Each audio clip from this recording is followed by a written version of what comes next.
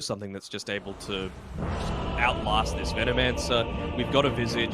He's going to be able to do a lot of this early pushing for us, and we're going to get enough gold from these towers, this map control that, yeah, it's going to be scary going up against the Night Stalker for sure. We feel like we're going to be far enough ahead that it's not going to be enough. Prepare for battle. Hello there. Do you feel like that is enough of a reason to give Talon a bit of an edge here in this second game? Can they tie up the series, or Thunder giving us our second position 1 Night Stalker today? Do they have what it takes to be able to 2-0 Talon? All right, let me have another think. I feel like mid lane is going to go the way of Thunder.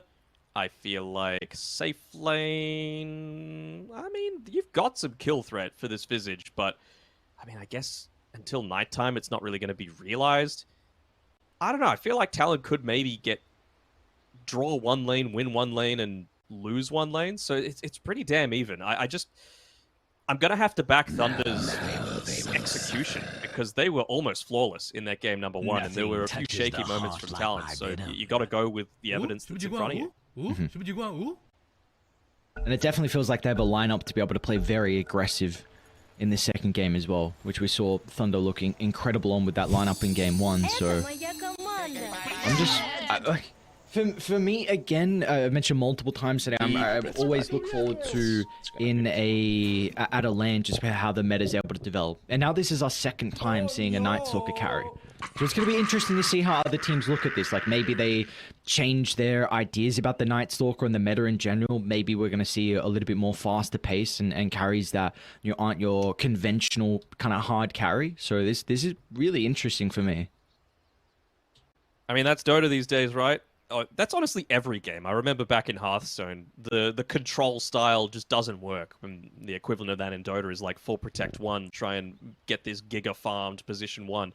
Well, it's just all about the zoo meta right now. Not necessarily a lot of different units, but just try and end the game in 35 minutes seems the main play that a lot of these teams are going for. I mean, it's working so far, so until someone's going to be able to find a way to be able to counter this, it's going to stay. Thankfully, we're going to be getting a new patch in about, what, 3 weeks? Let's go! Not just a measly old patch as well. It's a number patch, not a letter patch. We love those. It's a map change patch, baby. You already know it. You're like 3 days before TI qualifiers, and they're like, you know what? Let's change the map entirely. Let's see. Well, I mean, you have to. Hang on, you have to. If they don't change the map, it's going to be done. People will Depends riot. when the patch drops. If it drops before Malaysia, like 22nd, then maybe. If it drops literally like 2 or 3 days before TI qualifiers, I don't think that's going to happen. You're going to have to change the map eventually. You got to do something. It's like... And you got to work out your dates on when you're dropping stuff, because we've had this map for quite some time. I would like some new objectives to be able to talk about. And in regards to the bounties objectives to start, will be a 2 for 2. Nothing looking too crazy. Like my venom. Kick us off. Some shenanigans going down bottom. Zephyr with the Orb of Venom. Picard's going to give him a high five as well. So we'll see. Is it do a double melee here for Zephyr? So the Monkey King is going to get a decent amount of value out of this. Yeah, Zephyr is what's going to win T1 this game. Like, he needs to, like you were saying before, be the one to put himself on the front lines, pop a lot of these smokes, trade well in lane. So, see if he's able to accomplish that. It's a big ask to be able to give to your stand-in, but it's just the state that Talon are in right now. Zephyr is definitely the caliber of player who is able to stand up to the task, though. We've seen him do it time and time again on T1. I love these little things that Sacred does. I'm becoming a Sacred fanboy here. But, what the hell? I mean, Savage top side, taking a little bit of damage here. Trying to get a bit of turnaround happening, but you're not going to have the attack range to be able to convert onto those slows that Hides provide. Just things like Venomancer, his attack damage is horrible, right? So you're never going to be able to reliably deny over a sniper. So he just made sure to hit the creep as the tower was hitting it, just so that guaranteed at least Savage wasn't getting the last hit. Just little things like that to set him apart for me. slowing down whatever little farm Savage is able to find. Being a nuisance as well, getting to his heads. And you see, they've got the level 2. Savage, he's going to go down here. There's nothing Hyde can do. Savage will try and get as much damage in as possible, but now they've got the creep wave going under the tower as well, so they can continue the dive onto Hyde. Sacred will be hesitant though. Hyde able to duck into the trees, and the creeps are soon to be killed off, and Savage is respawning as well, but First Blood picked up Mr. Matthew. Could have maybe got the deny on Hyde, but if he did that, then probably would have just been a little bit too out of position himself. He just needed to keep running so that you weren't feeding a couple of kills over.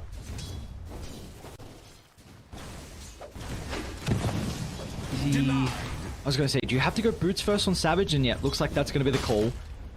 With the double slows they're going to have in this lane, Savage's position has to be pretty goddamn perfect, and well, the boots will be able to help out. How are the other lanes looking though? Is there, between mid and bottom, is there a lane that you feel like is more exciting? Not exciting. I mean, this mid lane is just all about Mikoto shoving out the lane and alone trying to harass him as much as possible. Bot lane, all about Zephyr's positioning. I don't think KP's in a position to die before that 5-minute mark, but we saw what Entity were able to do immediately after it turned into nighttime. That was when Saberlight looked to try and take a bit more of an aggressive stance, so I'm sure it's going to be the same coming through for Thunder Awaken. We do see because is okay in regards to the last. It's nothing crazy. It's an interesting lane down bottom though, because you see, like, the Visage is a hero that level 1 you're incredibly strong, but all the other levels before 6 you are very weak, and teams often will be able to manipulate that and find multiple kills. But that's kind of similar to the Night Stalker as well. Like, this is not a hero that's very good until that first night time. So I really wonder how bottom's going to shape up. We do have some action top lane though. Matthew just runs back into the shrapnel, so Savage able to find the kill. And bottom lane as well we go as Panda move. Another round of the soul assumption from KP. Because he's trying to stand his ground at the Zephyr. He doesn't have the Void to play with. I don't know because he's going to win the man fight. Beautiful mischief from Zephyr. And he's got the Zelv to top up the resources as well. So Talon I should say, off to a good start down bottom. Nice up top though. Hyde ends up going down. At least they get the trade for that. And that was not a fresh TP. That's actually Matthew that's probably going to land this kill. Double kill being picked up by that Zeus. He's even holding on to a few Sacred's items in his inventory right now. Just looking to keep him warm. But things going well on this top side for Thunder Predator, for sure. Thunder Awaken, excuse me. What a nice guy Matthew is as well. Keeps the creep wave out of the tower, making sure they're at least able to hold decent equilibrium, which is always important, again, against his double range lane. They might get aggressive straight away, but it's actually going to be Talon on the front foot first. Sacred taking a lot of damage inside the shrapnel. Matthew, does he have the potential to turn this around? An early level of Grave out of Hyde, and it'll make sure that Matthew has no way to rectify the death from the Venomancer. Nicely done there by Savage.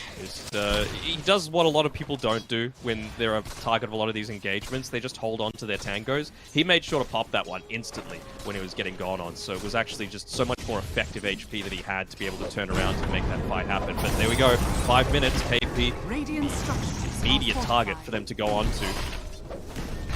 A couple of seconds until they're see if he's going to be able to play around with it. Not the case.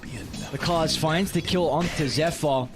They even got Matthew down bottom as well. They might be able to scout him out shortly. AP playing pretty far back towards the tower. Matthew's going to be able to find an opening, and Upper Cars instantly follows in pursuit under the tower. So Thunder, beautifully done, continuing to enable Bakaz as soon as that nighttime hits, are really looking to get him rolling. They see where Sacred is, just farming up this camp though. 23 Savage doesn't want to just let range creeps, siege creeps go underneath the tower for free. It's still important that he looks to scale, but if they can get onto Sacred, this would be a big win for them. He has the option of just TPing away, but doesn't look like he's going to take it. Should end up ticking out here. Hyde's like, yoink, thank you very much, my good sir. Meanwhile, mid lane, Mikoto. But then return, he needs another right-click onto Matthew, and he will not be able to find it. Top lane, though, like you were mentioning, kind of maybe the thought process for his Talon was just going for a really strong lane where they could bully the Venomancer, because this is a hero that does have some difficulties when you fall behind. Oh yes, you do not farm the scaling is better than it used to be. Alone might be looking to go for the toss here into Matthew, but Kodo has to be a little bit careful. Can you get the jaunt up? Oh my lord, Matthew still has the vision for the arc lightning. Beautifully done. Alone even gives up a tip over as well to Matthew, saying, thank you for the rotation, my good sir, helping out in the middle lane. He seems to think that there's some kind of vision there being pinged out by Makoto, but no, my good sir, it is just that lightning bolt. It ended up being your undoing. But yeah, at least the Venomancer's big weakness in, like, what do you do late game is resolved with that, it's not even a recent patch anymore, but the Poison Nova doing the percentage damage. I don't think it's as big of a factor this game. No strength heroes on Talon's side, so it's really just about landing it onto Puck and the Visage in particular, that Poison Nova. How do you try and recover for the Venomancer? Do you... like, what's the game plan here for Thunder Awaken to be able to give Sacred at least a decent game now? Just watching the bot side, I think you need to be waiting for this Zeus level 6. Does go down, but bottom, we got the combo out from Alone. Rotation in, does secure the kill, but meanwhile mid lane it does leave Makoto in a position where he's also able to bring down another support, so throws up to a pretty decent start here for the Puck. Yep, certainly doing a lane, they're on Sacred again as well. Oh boy, this is so difficult for the Venomancer to play in. They're gonna look to try and TP in on Pandamu. That Savage not even requiring the assassinate. That might be able to get Pandamu as well. They're gonna need another TP out of Matthew, but that'll be too late. And hang on, Matthew? Okay, they got no shrapnels to play with. They're just like, is it nighttime? It is nighttime. Let's be a little bit careful. Because his level 6 hasn't put the point in just yet. But certainly has the capability of rotating. If they got a little bit too antsy, this is what I was talking about for the Venomancer. You've got level 6 now, picked up on the Zeus. Maybe... you still kind of need to wait for the Tiny to have that BKB for himself. Or hide. He's got a bit of a streak that he actually gave away, but... important for Alone. Yeah, without a doubt. Getting some much needed gold. Was he 2-0-1, third in net worth? If he can get that blink at a decent timing, then kind of gets the ball rolling. I mean, this is definitely a snowbally position too. That allows you to, like, set up on a top lane, basically, with the Venomancer. That's when the lane is nowhere near as invadable and punishable. That's when Sacred's really going to thrive. Although, I gotta say, I do hate seeing him on one of these more, like... Veno's not a playmaker. Veno is like an area denier, I guess, and like he's just an annoying hero, but you don't have the toolkit to like outplay your opponents. So, see if not playing to his strengths is gonna bite them. As we see another rotation come through, this time to bot lane. Makoto and Hyde really wanting to open up that map a little bit. As it's approaching the daytime, maybe trying to force out the use of the Dark Ascension from Makaz. Just hit someone to... Never mind, he's not even level 7 yet. In some trouble, Pandamu. Nothing the Ogre can do off to the side. Thunder, they're starting to bring some numbers down bottom to maybe set up for a turnaround, but they're not going to be fast enough. Matthew and Alone, not enough to be able to take this fight. Talon bring all 5, and they should be rewarded with the tier 1 tower. I'm really liking the way that Zephyr's playing this Monkey King. Like, he just dominated the lane with his presence, and then he could have got very greedy there. He could have said, well, I want to make sure that we secure this kill onto the Ogre Magi after the Night Stalker goes down, but he made sure to stay up in the trees. He realized his role in this game in that protecting the relatively squishy cores that you've got in the Sniper, Puck, and Visage from any kind of rotations. So this is the style that I want to see him play now and continue to play all throughout the tournament, because it seems like it suits him really well. He's going to be working on the Atos as that next item, so a really nice way to be able to kite the Night Stalker from afar until he gets the BKB, even enabling you to get on top of the Zeus, which is going to be really important. A decent chunk of the damage from Thunder. We do see moving over into their own jungle. Makoto doesn't have too much mana to be able to take this fight, so he's going to be cautious as Alone. Drop the combo, but it's not enough to get the kill. In fact, he just tosses Makoto closer to the Ogre. And meanwhile, Matthew has won to the tier 2 tower. Look at Talon. Relentless pressure. They're going to go for Sacred as well. Maybe starting to come out, but yeah, that's all on the back of Zephyr. Just dumping into the tree line, scouting out Alone's position. He's going to go for a TP, but Alone A little bit too late to be able to cancel that attempt. And with that, Makoto immediately looks to make his rotation towards the mid lane. So this is what I'm talking about. If Talon play quickly, they've got the skills to be able to take it to the very best teams. Previous draft just didn't enable them to do it. I'm much more impressed with this style. You can tell that Thunder Awaken feel that little bit more panicked, right? It's not like Pakar's having a totally free lane to play around. Lane alone. The blink reveal, but not enough to be able to blow up Makoto. That is a lot of information that Talon can now look to play with. They have the confirmation that this blink is now completed, so they can play accordingly across the map.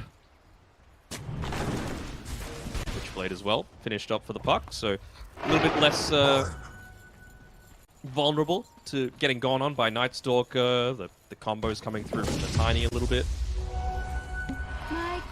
Speaking about the Night Stalker, Pakaz is going into a Midas this game, so might be in trouble though from the smoke.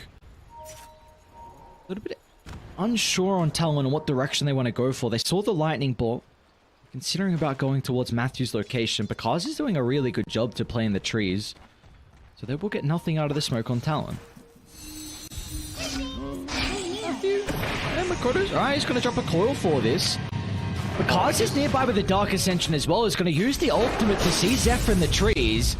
He's not going to have too much damage by himself, but the Void is back up to cancel the TP. That's a big kill. Matthew's going to be the one to find it down bottom lane though. Alone and Sacred in combination together, they get a big kill onto the Visage, and meanwhile top lane we go.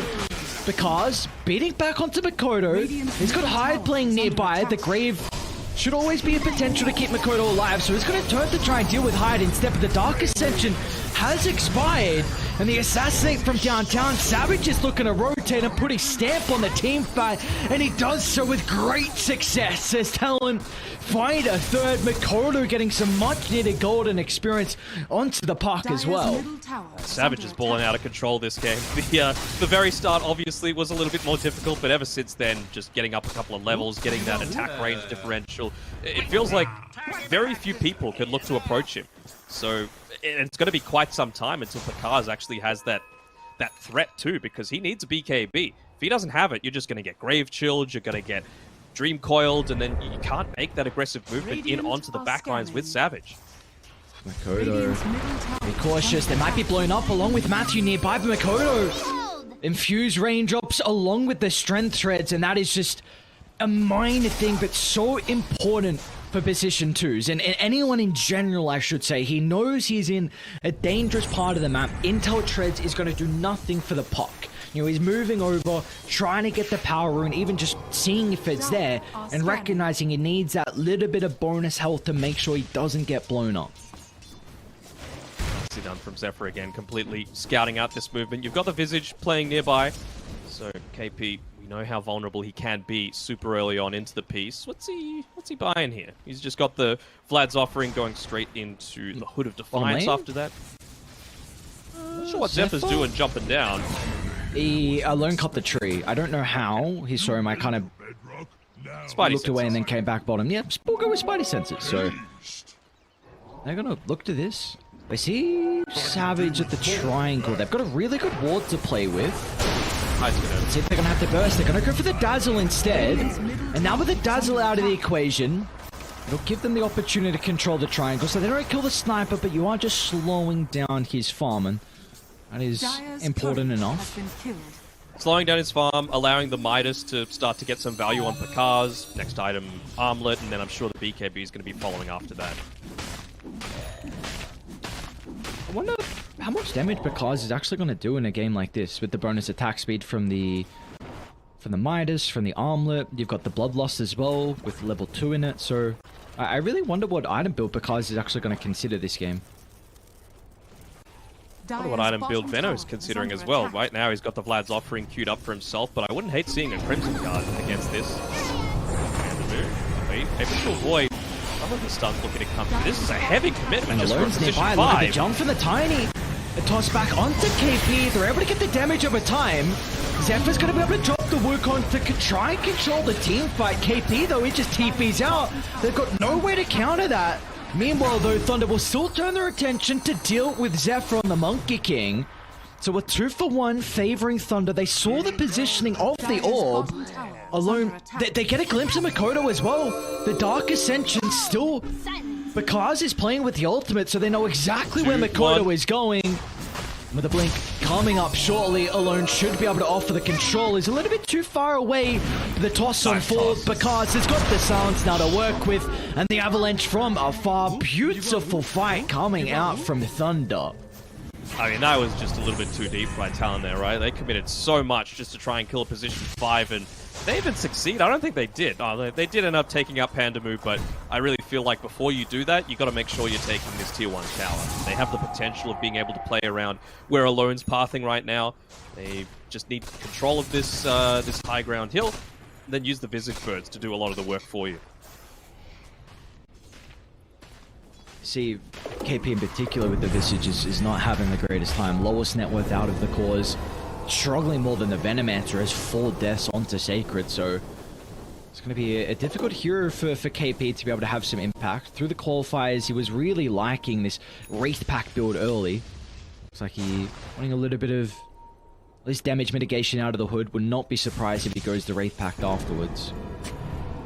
Hyde ends up putting a smoke for himself, just wanting to get some vision out on the map, and I understand it. I mean, you're up against a Zeus. You need to make sure that every little movement that you make, I almost feel like he wants to reveal himself on this mid lane. Just looking to walk into it together on Talon. Tower sitting kind of low. Sacred just looking to set himself up here. And with a lovely ward on Radiant. Again, this ward around the triangle. So going to see a decent chunk of Talon's movements. But it looks like we've got a bit of a break in the action here. 1,000 net worth for Talon.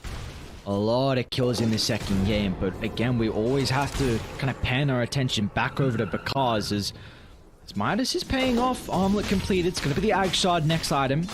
Night Stalker, it really feels like it's whenever the Dark Ascension's on cooldown for him, he's just back to farming at this top side. Savage feels like a ready to fight though. Is under attack. Well, that's going to fill them with a lot of confidence on Talon, not having to... Oh, hi. There we go. Yeah, I was watching that. Not having to contend with the Thunder God's Wrath just for that little bit of extra damage in some of these team fights. I really want to see them start to make a move through the jungle if they can, or even just ball down mid. I guess they can't into the Venomancer, so using Zephyr as a little bit of that scout, but some great wards set up already. They're just reading each other so well. Zephyr making sure to take the path that's not going to get scouted out by the vision, but he just jumps into it. This is a good spot to fight if you're Thunder. Yeah, there we go. There's the ward you were speaking about. Just the toss back under the tower. It's going to reveal the ward up on the high ground, so they don't get a crazy fight out of it, which would have been lovely for Thunder because of the positioning on Talon, but yeah. Look what's happening across the map, though. Savage, early BKB picked up from the sniper, top of the net worth. What's he going for next? He's got the Dragon Lance. I mean, it's important against the Night Stalker, right? You always want to make sure that you're able to evade as much as possible. Even just things like getting away from the Zeus if your BKBs run out could be a pretty big deal. Even just some extra stats as well. 200 health, a bunch of strength, which is going to be really nice. Just making sure he does not get blown up. Sacred's a fairly tanky boy, having the Spirit Vessel, Bracer, Essence Ring. Almost feels like a guarantee that he's going to be able to get off this this Poison Nova.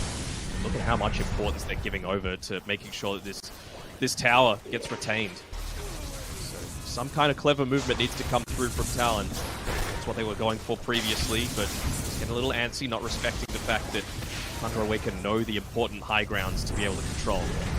Night Stalker doesn't have a TP to be able to connect to this fight. Savage going to be able to get the beacon up, but Falone as well will turn around with his own magic immunity. Need more top lane though. Bakaz is trying to solo kill the Park. Zephyr's going to be nearby to be able to offer some assistance, but Bakaz he turns it back around, cuts the tree once again as at least Zephyr's able to keep his core alive. Meanwhile, the river now, KP's going to be in trouble as well. A Grave coming out the last second for Hyde. Another TP out for KP. Not again. TPing out directly in their face, but Hyde, he will not have the same fate as Thunder find 2 for the price of nothing. They're going to have a window now, though, on Talon. Like, you don't have the Dark Ascension, you don't have BKB on your Night Stalker, he doesn't want to fight. Like, he just cannot do it. So, as soon as these respawns start to come up, we're going to see a big movement start to come through. But Sacred already in position to maybe stop this up. Never mind, the tower got taken anyway, but I really want to see Talon playing on the Thunder Awaken side of the map, just because you've got the potential to find some of these easier kills. No Thunder God's Wrath, no Night Stalker presence, you gotta make something happen. Looks like they will. They'll go for the smoke. Not scouted out by any of the Thunder Awaken vision right now, but they should know this is coming. And look at Pandamu's positioning. It's just fantastic. He might even get away with his own life. Oh, yep. Beautifully done on Pandamu.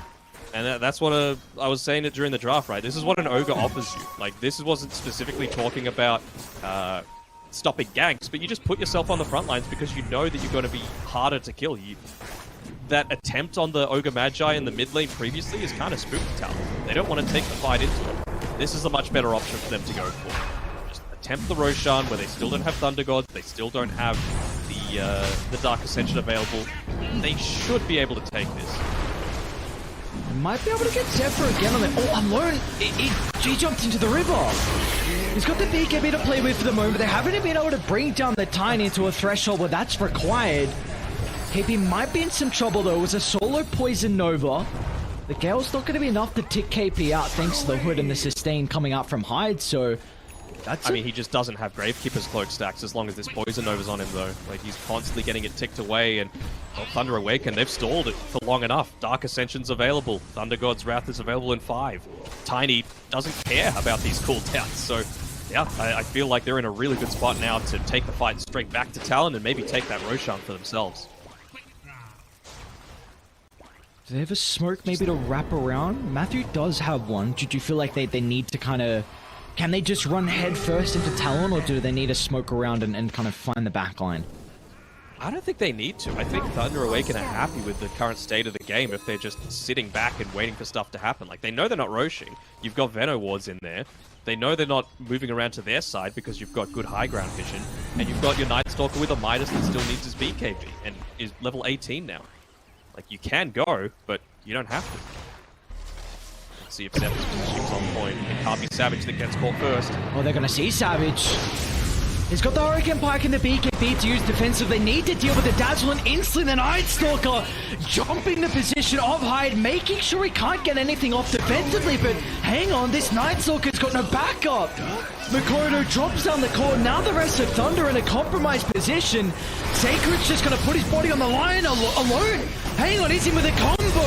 The damage, it might be enough to get a couple of kills before the consequence of his own life. But a BKB in alone is able to escape to the left side, and Talon, in the end, they actually lose 3 and alone. Oh, trying to jump Savage just off the mark with the Avalanche, but now Makoto, he's got an avenue to enter the fight. They know their stuns are on cooldown. There's going to be no way they can control the puck for the moment, and this will give Savage an opportunity as well, just to beat down onto the Tiny from afar. Savage, godlike streak, 24 minutes in. And this is the time where they can go back into this Roshan. Like, Savage is incredibly farmed at this stage. You know, he's the one tanking up a lot of these Roshan hits, so it's going to feel a little bit awkward for him. They also saw him walk into it. They've still got this high ground vision up here from Pandamu. So, be a little bit careful. I'm sure he's thinking, but it's too salty. Did he use that at the time? Pick it up for themselves. KP's birds. Hopefully for Talon's sake, he's using them to scout out this high ground. Just a fresh Sentry Ward placed down there. So, very nicely done by Talon. This faster pace is really suiting them while, you know, Savage just doing Savage things, continuing to farm at a rapid pace.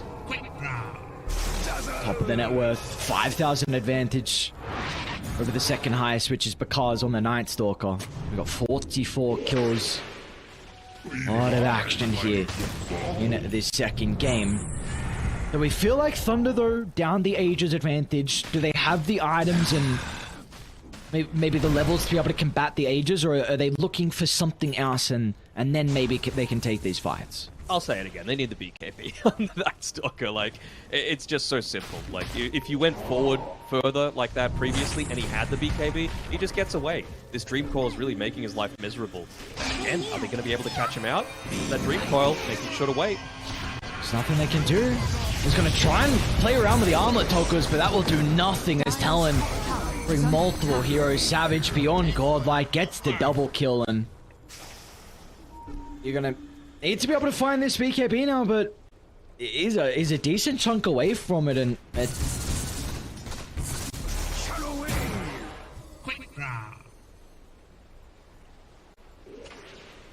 Radiant's top tower is under attack. I've been talking a lot about the BKB on the Night Stalker. It's actually Makoto that's going to finish up his first, so it means that he's not going to be anywhere near as scared of the crippling fear. Just really look to go balls deep into a lot of these engagements and set your fight up for your Visage and your Sniper. They're invading the triangle now. I think that Plague Ward got vision of Savage as he was walking up onto the high ground. They give very little vision. Looking to take away some of that control. Some nice items as well. Mindbreaker for Savage, just providing that little bit of a silence, very effective. The increased damage, attack speed. Radiant's top tower is under attack. Yep. And Zephyr's doing his job. He is the vision provider. Not wanting to pop the glyph just yet, because they know you're going up against an Aegis. Not that it's super common to go high ground on the first Aegis, but if you don't have that glyph as a backup, then you might end up losing a lane of racks that you really shouldn't be.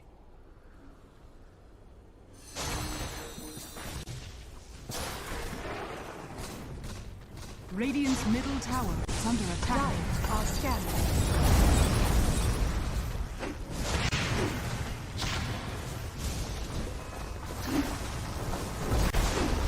Dire structures are fortified. Radiant structures are fortified.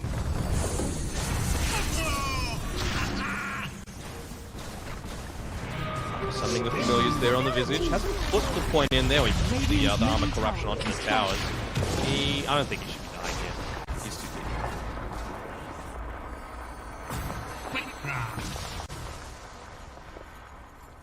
Dire's bottom tower is under attack. Silence, hook out!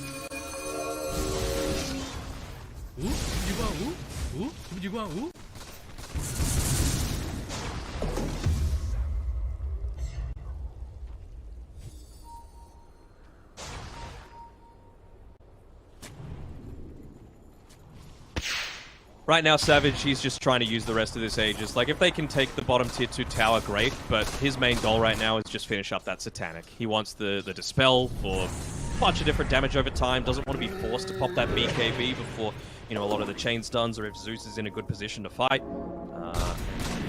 Really outside of that, it's just going to be making sure that KP gets into his next item, gets levels, still only level 15, not having the greatest game, even though Talon are in a much more advantageous spot.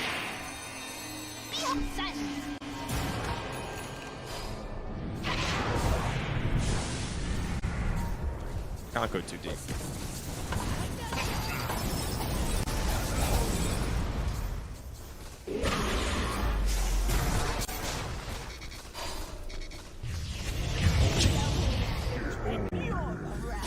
Oh, haha!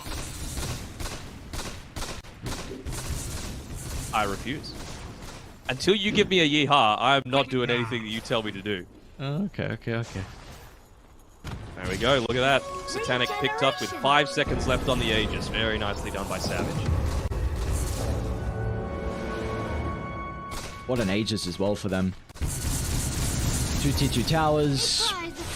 About a 5,000 net worth lead they've been able to grow it up to. With that advantage, so Talon in prime position, but of course it's still going to be scary. I mean, you see Alone scaling relatively well on the Tiny. Crystal's completed, going to be working to the Aghanim Scepter next as well, so we'll be offering a lot of damage inside these fights. It does feel like it's going to come down to a lot of the vision and who gets the jump first. They're trying to use KP as bait here. Previously, I would have been like, well, I don't know about this, but he's freshly picked up the plate mail, even though for me, the tool chip doesn't show it, but it means that he's just not going to be butter for a lot of these engagements. He needs to make sure that he's able to tank up a couple of seconds of those engagements, allow the Dazzle to get in position to be able to save him.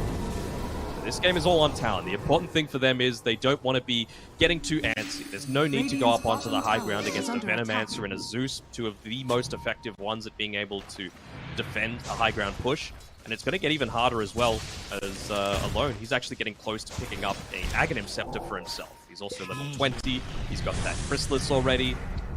It's scary to have to go up into all of this, plus a Bloodlusted Nightstalker. So the pickoffs need to happen first. I think the much safer option is just take this last remaining tier 2 tower after you've placed down a bunch of vision, get that second Aegis, and then use that to potentially get another pickoff into the high ground push. And Die having, I was going to say, having incredible wards to help with this push. It will go down though, but it looks like regardless they're not in a position to defend. Savage find that last outer tower, and again Zephyr. I'm continuing to sing his praises, but just 8 deaths does not matter. Monkey King, with what he's doing and the amount of vision he's been able to create, is incredibly important for Savage to be able to position safely, for Hyde to be able to position safely as well. He's a moving observer ward right now. Like, when you think of how many wards die in a game, 8's not bad. I mean, all right, sure. If you wanna put it like that, I've never heard it like that before. All right, well, we got the scepter completed now for Alone. 20. Bottom tower is under attack. So we're able to enter the fight. Dark Ascension, but this is it's gonna reek of a smoke. Talon instantly looking to retreat back to their side of the map because does give them the information. Oh my lord, what a combo! Savage, he gets the satanic off. He's trying to stand his ground. I don't think he's going to be able to do enough. As Thunder, they are back in this game off one team fight. KP is going to be in some trouble as well, but hang on, Mikoto has been able to put the works in because they're able to jump back into PKP, preventing the chain control. Mikoto's out to the right, but they don't have the same capability out of Zephyr. As Alone, oh, he does it perfectly, jumps in, they were all grouped up, and that was off the back of the vision thanks to Bakaz. That tree volley is just so much damage, man. Puck still doesn't have the greatest armor pool. He's got the Witchblade, sure, but he's still incredibly squishy if you're able to get him down low. Even just Savage being brought to that incredibly vulnerable level. He's just trying to bully a little bit here, but that was what was needed to bring Thunder Awaken. God, I keep saying it, back into this game. Looking to still chase, though. Dude, Mikoto. Hang on. Is Bakaz in trouble? What do you do here? You might be able to TP out. Are they actually going to turn it around? Matthew's nearby. Can he dodge the orb? Mikoto goes for it. The armlet toggles. No way. Okay. Mikoto. Scary stuff. Hopefully this gives us a... hanging around. Yeah, I think we should have time. Puck's level 25, by the way. But let's have a look at that replay. That damage was just insane coming through from the Tiny. Oh no, it was all good. Oh, fresh tree volley pickup as well. Oh. Right, calm down. Dude, I'm just... Alone, I'm very impressed with his performance so far. Of course, they're standing, and a big reason of why they're in this position now. Might have some action breaking out. Sacred's trying to posture up the high gun. They're going to get the jump. Can't be doing that. Sacred should be able to secure the kill. The Ghost Scepter to buy in some time, and the magic damage actually isn't enough, and not because the Dark Ascension out. They want to enter the higher ground, but tell them they do have firm control. Zephyr on the tree, the ward placed as well. That's what you need against... Big win for Talon. There's a big win. That Dark Ascension's got about 20 or so seconds left. Roshan up in 20 seconds, so they need to make a move now if they're wanting to try and use this vision to be able to contest into this. It's such a big damage loss to not have it. It's got the overwhelming blink available as well, useful for interrupting some of these blinks that you've got on Talon's side. Dire's middle tower has fallen. Good spot. Alone's going to be in. Looking to blow up Zephyr. But the Grave will buy him some time, and now Alone's going to be stuck in the middle. They haven't gotten on top of Savage. The sniper's damage starting to ramp up, and now with the coil as well, Mikoto leashing two heroes together. Savage going to try and move on the high ground, protected with the PKP. And look at the damage he's starting to pump out. Thunder, they cannot stick around to take the fight. They've lost Alone. They might lose more as well. Mikoto up to a killing spree. Sacred as well, stuck out in the river. As Talon, just a beautiful read. They kite the Dark Ascension.